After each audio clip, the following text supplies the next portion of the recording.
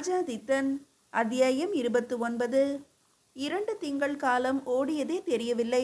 இரு பேரரசுகளும் படைகளை அணிவகுப்பதில் மிக தீவிரமாக இறங்கியிருந்தன.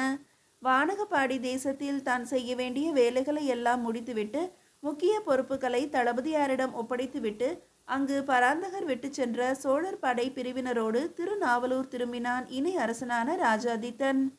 வானகப்பாடியிலும் வைதும்ப தேசத்திலும் இருக்கும் படைகள் எக்காரணம் கொண்டும் அங்கிருந்து நகரக்கூடாது என உத்தரவிட்டு திரும்பியிருந்தான். நெடுநாட்கள் கழித்து வந்திருக்கும் ராஜாதித்தனை மகிழ்ச்சியோடு வரவேற்றான் வெள்ளங்குமரன். தம்பி அரிஞ்சயனும் அங்கிருப்பதைக் கண்டு ஆச்சரியப்பட்டான் ராஜாதித்தன். நீ எப்போது வந்தாய் இங்கு? எதிர்பார்க்கவே இல்லை நான் என்றான் ராஜாதித்தன். வெள்ளங்குமரனாருக்கு துணையாக அனுப்பி வைத்தார் தந்தை என்றான் அரிஞ்சயன். அதெல்லாம் ஒன்றுமில்லை நண்பா. நீ சென்ற பிறகு இங்கிருக்கும் படைகளை நிர்வகிக்க ஆளில்லை என்பதால் அரிஞ்சயரை அனுப்பியிருக்கிறார் மன்னர் என்றான் வெள்ளங்குமரன் புன்னகையோடு. அப்படியெல்லாம் இல்லை அண்ணா. படைகளை எப்படி நிர்வகிப்பது என்பதை இவரிடம் கற்றுக்கொள்ள அனுப்பி வைத்தார்கள் என்பதுதான் உண்மை. எப்படி வேண்டுமானாலும் இருக்கட்டுமே. உங்கள் இருவரையும் ஒன்றாக இங்கு காண்பதில் எனக்கு மகிழ்ச்சிதான். அது இருக்கட்டும், ஏரி பணிகள் முடிந்துவிட்டனவா? படை வீரர்கள் எப்படி உள்ளார்கள்? ஏறக்குறைய முடிய போகிறது நண்பா. இன்னும் சில நாட்களில் முழுமையாக முடிந்துவிடும். மதகுகள் அமைக்கும் பணி நடைபெற்று வருகிறது தற்போது. அவற்றின் வழிபாதையினை பெரு வாய்க்கால்களோடு இணைத்துவிட்டால் முடிந்துவிடும் என்றான் வெள்ளங்குமரன். மழைக்காலம் தொடங்குவதற்குள் எல்லா பணிகளும் நிறைவடைந்துவிட வேண்டும். முழு ஏரியும் நீரால் நிரம்பி வழிவதை காண துடிக்கிறது என் மனம் என்றான் ராஜாதித்தன். கோயில் வேலைகளும் முடிந்துவிட்டன அண்ணா. உனக்காகத்தான் காத்திருந்தோம். இனி குடமுழுக்கையும் முடித்துவிடலாம். வீரநாராயண பெருமாள் கோயிலும் ராஜாதித்த ஈஸ்வரமும் காலம் கடந்தும் உனது பெயரை சொல்லும் அண்ணா என்றான் அரிஞ்சயன். என்ன, ராஜாதித்த ஈஸ்வரமா? எவர் வைத்தது இந்த பெயரை?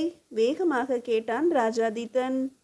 உங்கள் நண்பர் வெள்ளங்குமரனால் தேர்வும் பரிந்துரையும் செய்யப்பட்டு மாமன்னர் பராந்தகரால் முடிவு செய்யப்பட்டது என்றான் அரிஞ்சயன்.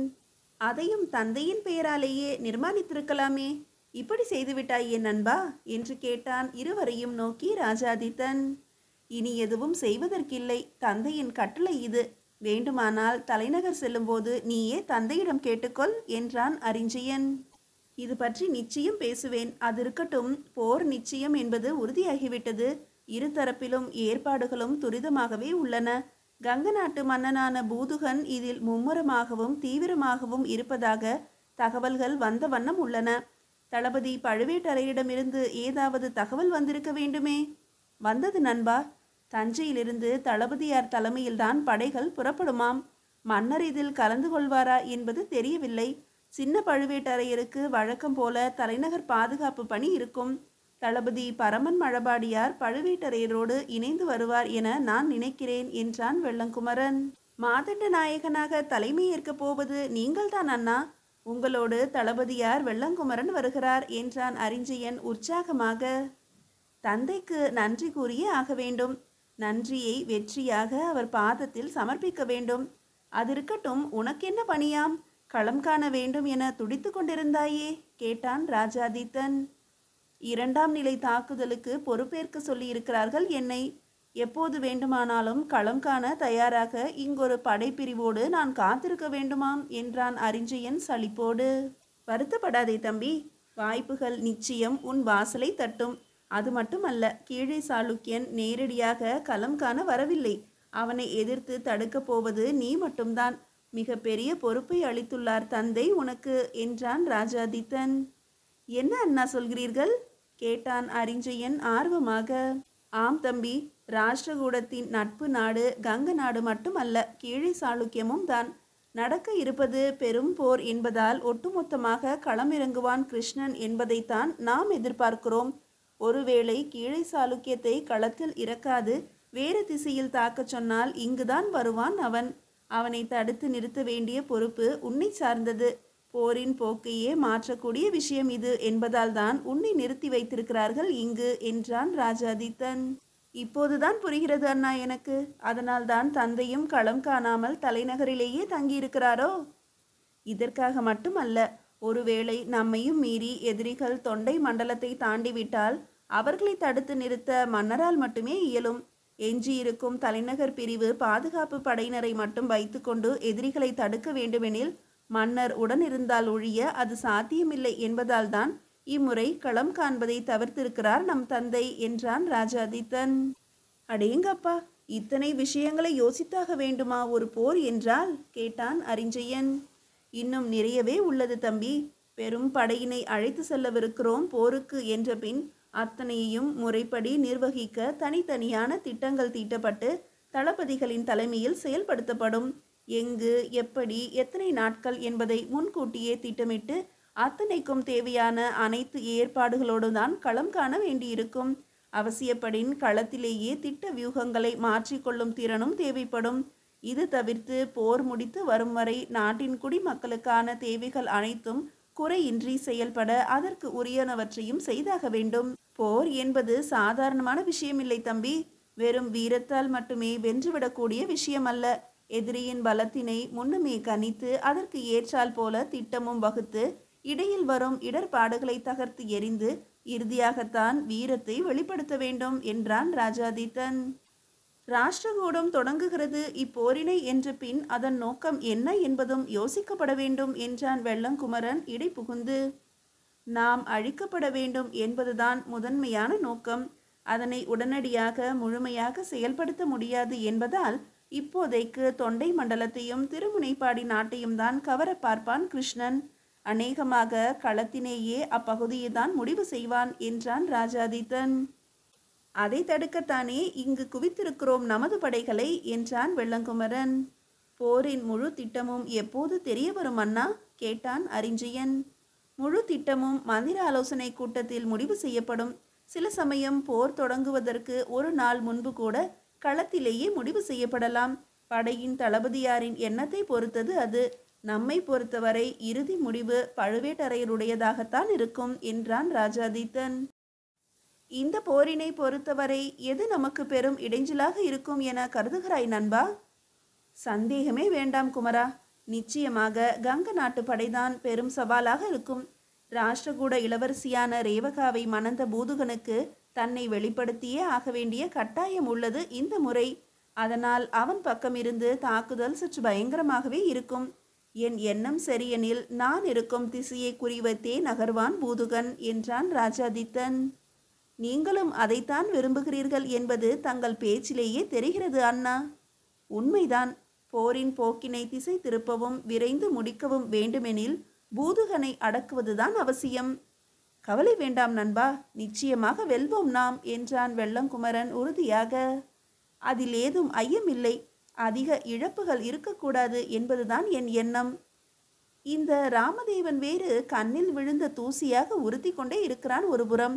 எப்போது எவர் பக்கம் சாய்வான் என்ற கேள்வி வேறு இருந்து கொண்டே இருக்கிறது உள்ளுக்குள் என்றான் வெள்ளங்குமரன். உண்மைதான் நண்பா. இப்போரிலேயே அவனுக்கும் ஒரு முடிவு கட்டியாக வேண்டும். ராஷ்டிரகூடர்களை விரட்டி அடித்த கையோடு அவனையும் அடக்கி நமக்கு கட்டுப்பட்ட சிற்றரசனாக ஆளச் செய்ய வேண்டும். இத்தனை நாள் அவனை சுயேட்சையாக ஆளவிட்டதே தவறு.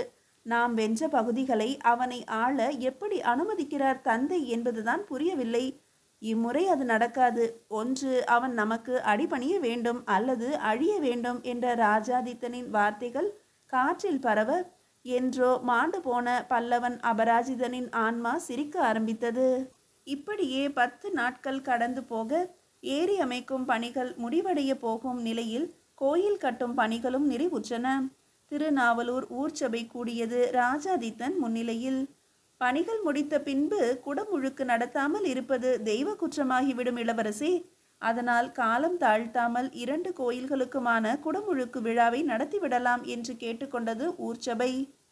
போர் மேகங்கள் சூழ ஆரம்பித்துவிட்ட இந்த வேளையில் கொண்டாட்டங்கள் தேவையா என்பதை யோசிக்க வேண்டியுள்ளது என்றனர் படை வீரர்கள் தரப்பில். எந்த ஒரு காரணம் காட்டியும் இறை தரிசனத்தை தள்ளி போடுவது நல்லதல்ல இளவரசே என்றனர் ஊர்ச்சபையினர். தளபதி வெள்ளங்குமரனார் எடுப்பித்து கொண்டிருக்கும் ஆற்றுத்தளி கோயில் பணியும் முடிந்துவிடட்டுமே. அதற்கும் சேர்த்தே குடமுழுக்கை செய்துவிடலாமே எதிர்கேள்வி வைத்தனர் படை வீரர்கள். பணி முடியாமல் இருப்பது வேறு, பணி முடித்த பின்பு இறைவனை காக்க வைப்பது வேறு. தாமதம் செய்வது தடங்கல்களை ஏற்படுத்தும். நமது வசதிக்காக காலம் கடத்துவது குடமுழுக்கு செய்ய முடியாமல் போகும் நிலைக்கும் தள்ளிவிடும். இந்த விஷயத்தில் எவருக்கு அதிகாரம் அதிகம் என்ற போட்டியே வேண்டாம் இளவரசே. ஊருக்கான நல்லது என்ற பின்பு ஊர் சபையின் முடிவுதானே இறுதியானது என்றனர் ஊர் தலைவர்கள். இப்போதிருக்கும் நிலையில் ஊர் மக்களின் விருப்பத்தை தவிர்ப்பது சரிவராது என்பதனை புரிந்து கொண்டான் ராஜாதித்தன். நல்லது, உங்கள் விருப்பப்படியே நடக்கட்டும். ஆனால் அதிக கொண்டாட்டங்கள் வேண்டாம். குடமுழுக்கிற்கான சடங்குகளை மட்டும் எளிமையாக நடத்தலாம். இறைவனின் பார்வை நம் மீது படும்படியாக செய்து விடலாம். போர் முடித்து வந்த பிறகு வெற்றி கொண்டாட்டத்தோடு இறைவனையும் கொண்டாடி தீர்த்து விடலாம் என்ற ராஜாதித்தனின் பேச்சிற்கு ஊரும் கட்டுப்பட்டது. அந்த வாரத்திலேயே நல்லதொரு நாள் பார்த்து வேத மந்திரங்கள் முழங்க மேளதாளங்களின் கொட்டுதலோடு மங்கள நீர் தெளித்து கோபுரத்தில் நவதானியம் இட்ட கலசம் ஏற்றி அதிக ஆரவாரம் இல்லாமல் ராஜாதித்தன் தலைமையிலேயே வீரநாராயண பெருமாள் கோயிலும் ராஜாதித்த ஈஸ்வரமும் குடமுழுக்கு விழாவினை கொண்டாடின. ஈசனின் அருட்பார்வையும் பெருமாளின் கருணை பார்வையும் வெளிப்பட ஆரம்பித்தன. பொதுமக்களும் படை வீரர்களும் ஏராளமான நிபந்தங்களை வாரி இறைத்தனர். அவ்விரண்டு கோவில்களுக்கும் கொடுக்கப்பட்ட நிபந்தங்கள் அனைத்தும் கணக்கிடப்பட்டு ஊர் பண்டாரங்களில் கணக்கு வைக்கப்பட்டது. அந்தி சாயும் வேளை ஒன்றில் ராஜாதித்த ஈஸ்வர கோவிலின் முன் மண்டபத்தில் அமர்ந்து கொண்டிருந்தனர் வெள்ளங்குமரனும் ராஜாதித்தனும். நண்பா, நான் ஒன்று கேட்டால் எதையும் மறைக்காது உண்மையை சொல்வாயா கேட்டான் ராஜாதித்தன். உன்னிடம் எதையும் மறைத்து பழக்கமில்லை எனக்கு என்பதை நீயும் அறிவாய் நண்பா. ஒரு நாட்டின் இணை அரசனாக நீயும் தளபதியாக நானும் இதுவரை பழகவில்லை என்பதை நீ அறிவாய்தானே கேட்டான் வெள்ளங்குமரன். சேரத்திலிருந்து திரும்பி வந்ததிலிருந்தே அந்த பழைய வெள்ளங்குமரனை என்னால் காண முடியவில்லையே. எப்போதும் எதையோ இழந்தது போன்றே நீ இருக்கிறாய். என்னவென்று கூறினால் உன் வாட்டத்தை போக்க வழி தேட நானும் முயற்சிப்பேன் அல்லவா பரிவோடு கேட்டான் ராஜாதித்தன். இழந்தவற்றை மீண்டும் பெறுவது என்பது இயலாத ஒன்று என்று அறிந்த பின்பும் அது பற்றி பேசுவதில் பயனேதும் இல்லையே நண்பா என்றான் வெள்ளங்குமரன் கலங்கிய கண்களோடு. என்றாலும் மனதிற்குள்ளேயே வைத்து வலிதனை அனுபவிப்பதை விட உற்றவர்களோடு உளமாற பரிமாறிக்கொண்டால் பாரமும் சற்று குறையும் என்பார்கள். எதை இழந்து நீ துடிக்கிறாயோ அது கூட நீ கலங்குவதைக் கண்டு துடிக்கத்தானே செய்யும் கேட்ட ராஜாதித்தனை நோக்கிய வெள்ளங்குமரன் உடைந்து போனான் உள்ளுக்குள். ஆம் நண்பா, இவ்வுலகை விட்டு நீங்கிவிட்டாலும் அவளும் அணுதினமும் துடித்து கொண்டுதான் இருக்கிறாள் என தன்னை மறந்து வெள்ளங்குமரன் கூறிட அதிர்ந்து போனான் ராஜாதித்தன். என்ன, இவனுக்குள் ஒரு பெண்ணா? இவனது மனதிலும் காதல் வலியா? உலகை விட்டு நீங்கிவிட்டாள் என்கிறானே, எனில் அவள் உயிரோடு இல்லையா? தனக்குள் குழம்பினான் ராஜாதித்தன். என்னதான் நடந்தது என்று விளக்கமாக சொல்லடா ஆத்திரத்தோடு கேட்டான் ராஜாதித்தன். வானகப்பாடியில் வணிகனாக விருச்சிகாவை சந்தித்தது முதல் அவள் இறந்துவிட்டாள் என்ற தகவலை சேரத்தின் வணிகர் தலைவர் வந்து கூறியது வரை கண்ணீரோடு கூறினான் வெள்ளங்குமரன்.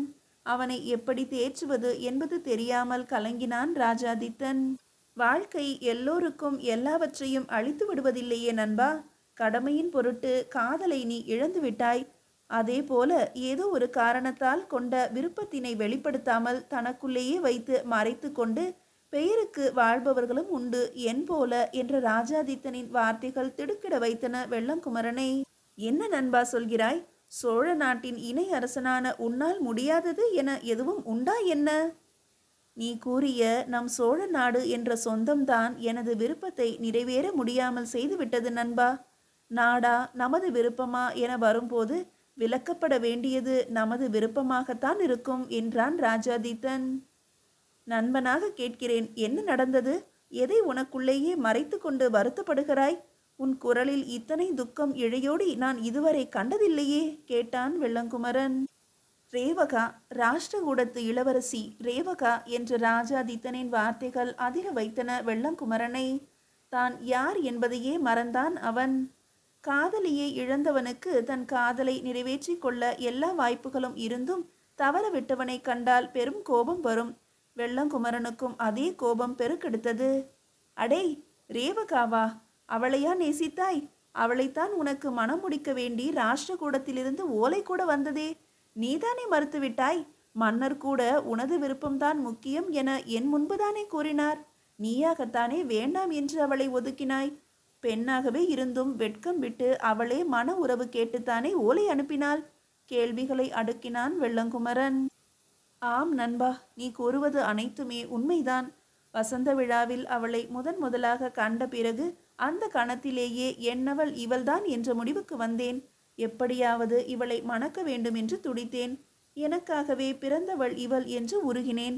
அவளும் என்னை விரும்புகிறாள் என்று அறிந்தவுடன் மகிழ்ச்சியில் கூத்தாடினேன். வசந்த விழாவின் கடைசி நாளில் அவளே நேரில் வந்து தன் காதலை வெளிப்படுத்தினாள் என்னிடத்தில் என்றான் ராஜாதித்தன். பிறகு என்னதான் பிரச்சனை உனக்கு? நீயோ சோழ நாட்டின் இளவரசன், அவளோ ராஷ்டிரகூடத்து இளவரசி. ஏற்கனவே மன உறவு கொண்ட நாடுகள்தான் இரண்டும். பிறகு ஏன் நிராகரித்தாய்? ஆத்திரத்தில் படபடத்தான் வெள்ளங்குமரன். ஏற்கனவே கொண்ட மன உறவுதான் காரணம் நண்பா. அது சரியில்லாத உறவாகி போனதுதான் காரணம். என்னை மட்டும்தான் நேசிக்கிறாள் ரேவகா என்று இருந்திருப்பின் உலகையே எதிர்த்தும் அவளை மணந்திருப்பேன். அவள் நேசித்ததோ இந்த சோழ நாட்டின் அரியணையை. ராஷ்டிரகூடத்து பெண் வயிற்றில் பிறப்பவனை சோழ நாட்டின் அரசனாக்க ஆசைப்பட்டாள் ரேவகா. அதற்காக தன்னையே இழக்கவும் தயாராக இருந்தாள். என்னை ஒரு கருவியாக மட்டுமே பயன்படுத்தி கொள்ளவும் நினைத்தாள். அது அந்த வசந்த விழாவின் கடைசி நாளில் அவள் என்னோடு பேசிய போது தெரிய வந்தது எனக்கு என்றான் ராஜாதித்தன். அதாவது இளங்கோ பிச்சியாரின் மகன் கன்னரத்தீவனுக்கு கிடைக்காத சோழத்தின் அரியணையை உன்னை மணந்து கொண்டு பட்டத்து அரசியாகி தன் மகனுக்கு தர நினைத்தாள் ரேவகா, சரிதானே? அதேதான் நண்பா. என் நேசத்தை தனக்கு சாதகமாக பயன்படுத்தி கொள்ளத்தான் நினைத்தாளே தவிர என் மீது உண்மையான காதல் என்று ஒன்றுமில்லை அவளுக்கு. இதை அறிந்ததும் நான் நொறுங்கி போனேன். வாழ்வதே வீண் என்று கூட தோன்றியது. ஆனால் ரேவகாவின் இந்த ஆசையானது அவளை எவ்வளவு கீழ்த்தரமான செயலிலும் ஈடுபட வைக்கும் என்பதை அறிந்தவன் நான் மட்டுமே என்பதால் அவளது ஒவ்வொரு நடவடிக்கையும் முறியடிக்க வேண்டும் என்பதற்காகவே உயிர் வாழ ஆரம்பித்தேன் மறுபடியும் என்றான் ராஜாதித்தன். இவ்வளவு நடந்திருந்தும் இது பற்றி உன் தந்தையிடம் கூறி அப்போதே அவளுக்கு ஒரு முடிவு கட்டியிருக்கலாமே நண்பா. அவள் நேசம்தான் பொய்யே தவிர நான் அவளை நேசித்தது உண்மைதானே குமரா? அவள் எங்கிருப்பினும் எப்படி இருப்பினும் நலமோடு இருக்கட்டும் என வேண்டுவதுதானே கள்ளமற்ற காதலின் அடையாளமாக இருக்க முடியும். அதனால்தான் அவளை பற்றி இதுவரை எவரிடத்தும் நான் பேசவில்லை. காதல் என்றால் ஈர்ப்பு மட்டும்தானா என்ன? இல்லை, ஈர்ப்போடு கூடிய ஒரு அக்கறை தானே காதல். தான் நேசிக்கும் பெண் வாழ்வில் எந்தவித கஷ்டத்தையும் அனுபவிக்கவே கூடாது என்ற எண்ணம்தானே காதல். அந்த எண்ணத்தை முழுமைப்படுத்தத்தானே அவளை நாமே மணந்து கொள்ள நினைப்பது. விதிவசத்தால் அவள் வேறொருவனை மணந்து கொண்டாலும் அவள் துன்பப்பட வேண்டும் என ஒரு காலம் நம்மால் நினைக்கவே முடியாதல்லவா? ராஷ்டிரகூடமும் சோழமும் நாளுக்கு நாள் எதிரியாகி கொண்டே போனதற்கு காரணமும் ரேவகாதான். இன்று கங்க நாட்டு பூதுகன் நம்மை எதிர்ப்பதற்கு காரணமானவளும் அவள்தான். என்னை அடைய முடியவில்லையே என்பதை விட சோழ தேசத்தின் அரியணையை கைப்பற்ற முடியாமல் போனதே என்ற ஏமாற்றம்தான் வெறியாக மாறிவிட்டது அவளுக்குள். மன உறவு பூண்டு முடிக்க இயலாத தன் லட்சியத்தை இப்போது எதிரியாக நின்றேனும் அடைய நினைக்கிறாள் ரேவகா. எவளை நான் உயிருக்கு உயிராக விரும்பினேனோ இன்று அவளே என் உயிரை பறிக்க துடித்து கொண்டிருக்கிறாள் என்பதுதான் உண்மை. ஆனால் முன்பு போலவே அவள் எப்போதும் மகிழ்வோடு இருக்க வேண்டும் என்றுதான் நான் நினைக்கிறேன். ஏனெனில் இன்னமும் கூட நான் நேசித்த ரேவகாவை நேசிக்க மட்டுமே முடியும் என்னால். என்றாவது ஒரு நாள் அவளுக்கும் புரியும் என் நேசத்திற்கான அர்த்தம் என்ன என்பது என்றான் ராஜாதித்தன். இந்த உலகத்திலேயே பரிதாபத்துக்கு உரியவன் நான் மட்டும்தான் என நினைத்திருந்தேன். என்னை விட மோசமான ஒரு நிலையில் ஒருவன், அதிலும் என் நண்பன், இந்நாட்டின் இணையரசனே இருக்கிறான் எனும்போது சிரிக்கத்தான் எனக்கு தோன்றுகிறது இந்த வாழ்க்கையை நினைத்து என தனக்குள்ளேயே கூறிக்கொண்டான் வெள்ளங்குமரன்.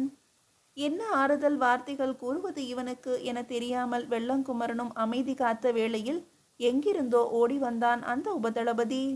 இளவரசே, இளவரசே, எங்கெல்லாம் தேடுவது உங்களை என மூச்சிரைக்க கூறினான் வந்தவன். என்னவாயிற்று? ஏன் இந்த பதட்டம்? சட்டென்று தன் நிலை மாற்றி இணையரசனாக கேட்ட ராஜாதித்தனை வியப்போடு பார்த்தான் வெள்ளங்குமரன்.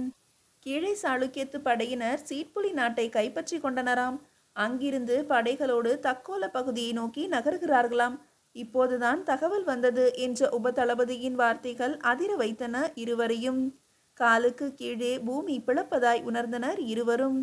மீதியை அடுத்த அத்தியாயத்தில் காணலாம்.